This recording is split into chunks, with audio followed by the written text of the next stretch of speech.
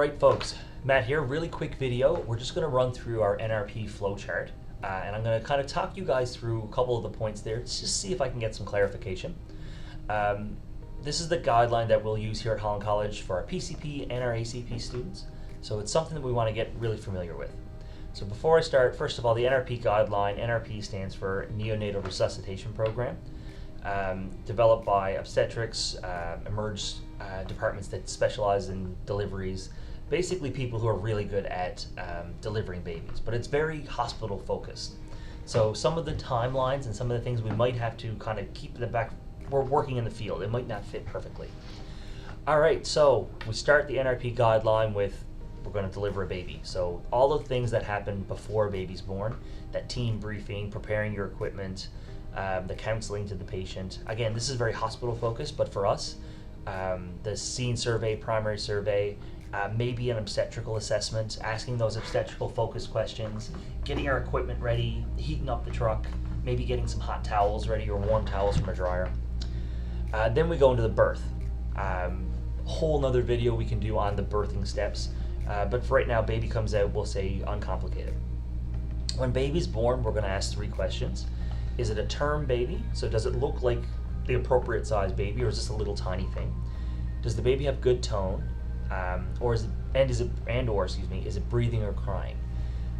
So these are very similar to our APGAR questions, a lot of them. So if you do like an initial APGAR, even in your head, looking at the baby, that'll suffice. But basically, is this baby sick or not sick? If the baby's fine, so term baby, they've got good tone, they're breathing and crying, dry them off, hand them to mom, there you go, pat on the back, you did a great job. If not, so if the baby's doesn't have great tone, they're not breathing great or they're not crying, you're going to warm and dry them, stimulate them a little bit, you might need to reposition the airway, maybe do some suctioning, and then reassess after a couple seconds. If the baby is apneic or gasping, or they have a heart rate less than 100, we're going to keep going for positive pressure ventilation. So this was the first part that kind of confused people. So babies don't tolerate hypoxia well at all. And their heart rate really drops when they get hypoxic. So the whole focus around NRP is really making sure the kids are breathing and have good airways, which is kind of weird, especially when we get to the CPR part, because in adults we focus on good chest compressions. That's the primary goal. So it's a little bit different. So we deliver our baby. If the baby's apneic, we're going to keep going down. But if the baby's breathing fine, we're just going to go to the left. Left. Does the kid have labor breathing, persistent cyanosis? If they do, we'll just give them some supplemental oxygen. So think of that like the adult who's got good chest rise and fall, but they're short of breath. You just give them O2. They don't need a BVM. But let's carry on with the algorithm. So we deliver our baby, poor tone, not breathing or crying very well. We warmed and dried them. We reassessed their heart rate's less than 100, and maybe they're apneic, or maybe they're just not breathing appropriately. We go to positive pressure ventilation, so we're going to get a BVM out. Partner's going to throw on a pulse oximeter. Remember, pulse ox goes on the right hand for a baby, and it has to do with fetal circulation, and that PDA is not, or that ductus arteriosus hasn't closed yet, so we want to make sure we're getting an accurate reading. And we might consider a cardiac monitor, so 5 lead stickers. And all of this, so by the time the baby's born to the BVM, should take about a minute, so it happens really quickly. So after a little bit of like 30 seconds of positive pressure ventilation, reassess the heart rate. Is the heart rate less than 100? This next point is the one that kind of messed up a couple people, or I can foresee being a kind of a sticky point. So heart rate less than 100, first thing we're going to do is we're going to ensure that we're having good chest rise and fall. Again, NRP is really focused on breathing, not so much the CPR. We're not jumping right to the chest. We're jumping right to make sure this chest is going up and down. We're getting good ventilation. So how do we ensure adequate ventilation? Think boots. Probably not going to have babies with beards. But more importantly, think rules of 2.